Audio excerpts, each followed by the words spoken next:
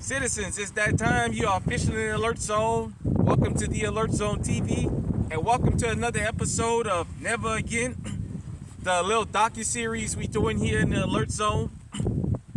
I would love for you to become an active citizen of the Alert Zone, and you guys and girls already know what to do out there. So this episode is gonna lead into the next episode behind it. It was something that I had been thinking about for a while, and I think this is as good a time as any with the gun laws and things going on across the country to go ahead on and discuss this. I'm going to have somewhat of a controversial take at the end. It will be just solely my opinion. It won't be fact-based. It'll just be my opinion on what I think about a part of this particular thing. So let's just get into it. In this episode, we're going to talk about the Branch Davidian compound in David Koresh. What really happened? So, as you guys know,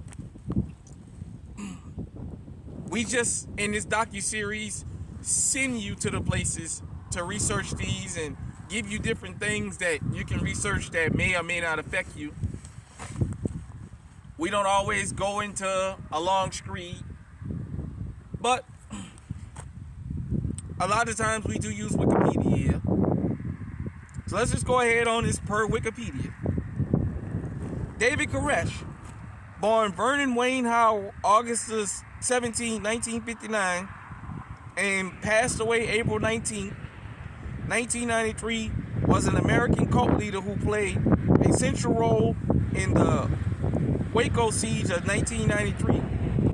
As the head of the Branch Davidians, a religious sect and offshoot of the Seventh-day Adventists, Koresh claimed to be its final prophet.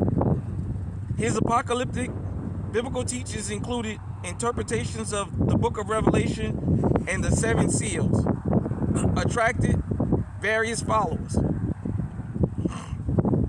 Coming from a dysfunctional background, David Koresh was a member and later leader of the Branch Davidians, a movement originally led by Benjamin Rodden, based at the Mount Carmel Center outside Waco, Texas.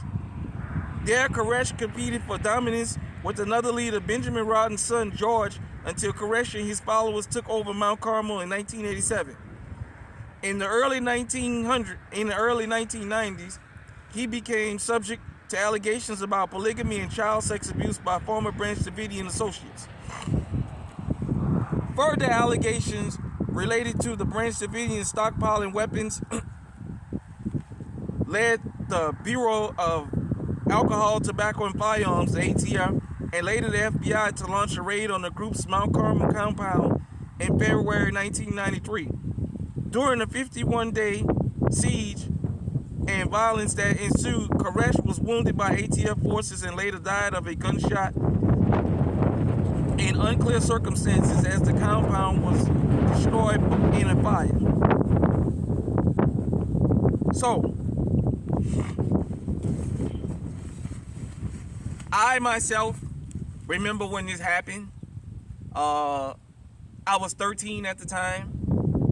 And we remember watching this play out on the local news every day. The standoff, the Branch Davidian. You know, there's documentaries all over social media and everywhere else you want to look. I just want to say this. In my personal opinion, probably one of the most significant parts of this particular tragedy was when the ATF actually raided the compound. There's a famous scene of an ATF agent being shot on a roof outside of a window. You can see the bullets coming out through the wall and penetrating him, and all hell broke loose. This may get me in trouble, but I'm just gonna say it. As a black American that grew up in New Orleans, I watched the ATF, the FBI, the NOPD and all kind of other agencies raid homes. They never came and not been violent. Even when people complied, I watched them call complying women bitches and whores. I watched them handcuff people and beat them. I've even seen them come in people's houses and open fire, even knowing there were literally children in there at the time. It is of my opinion that the ATF fired the first shots. They were tired, they were angry, they were disgusted. I honestly, in my opinion, with the track record of law enforcement in this country, believe they fired the first shots.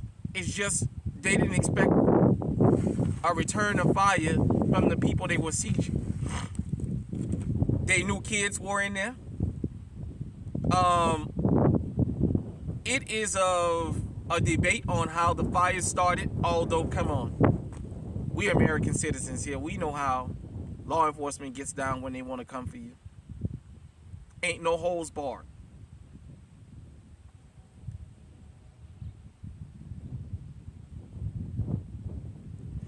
There's been a number of people that survived this, that talked about what went on inside of the compound. I myself have no idea what actually went on. Only the people that were there know what happened. As far as how Mr. Koresh ran this compound. But with that being said, the stockpiling of weapons and the willingness to defend your life, even if it costs you your life, is something that I want everybody to take away from this. Whether you believe David Koresh was an upright man or he was as crooked as a snake is not what I'm asking.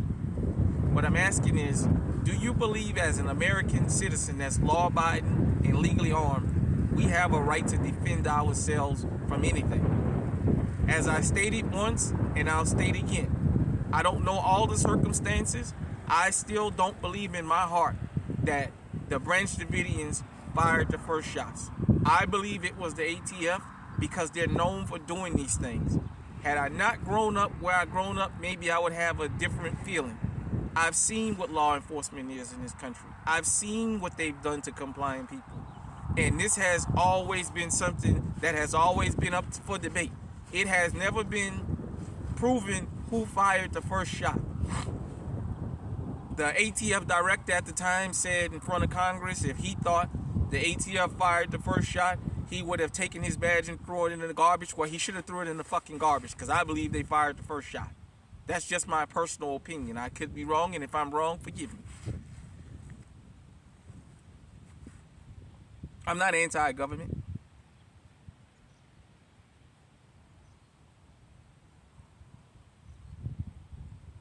But I'm a person that uses common sense and I pay attention to things. You know, they say if you don't want people to know things, you put them in a book. You read books and you read magazines.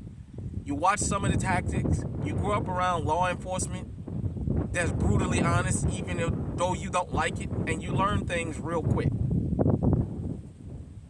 Probably the saddest thing in the whole Branch Davidian compound standoff was children's lives were lost.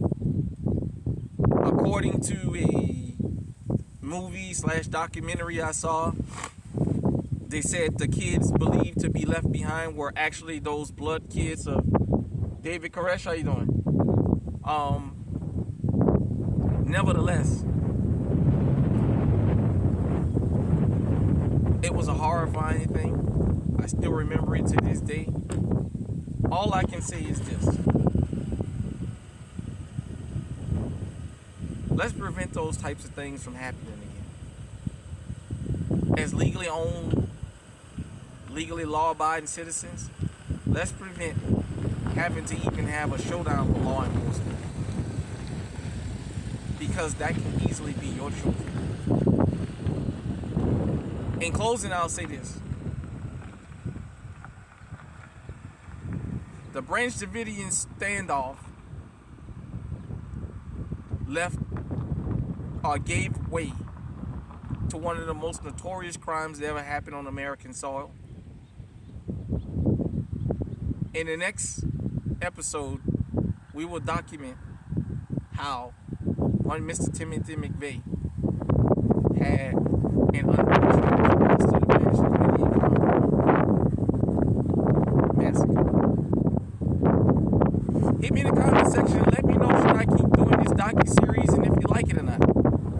If you believe in what you hear, share it.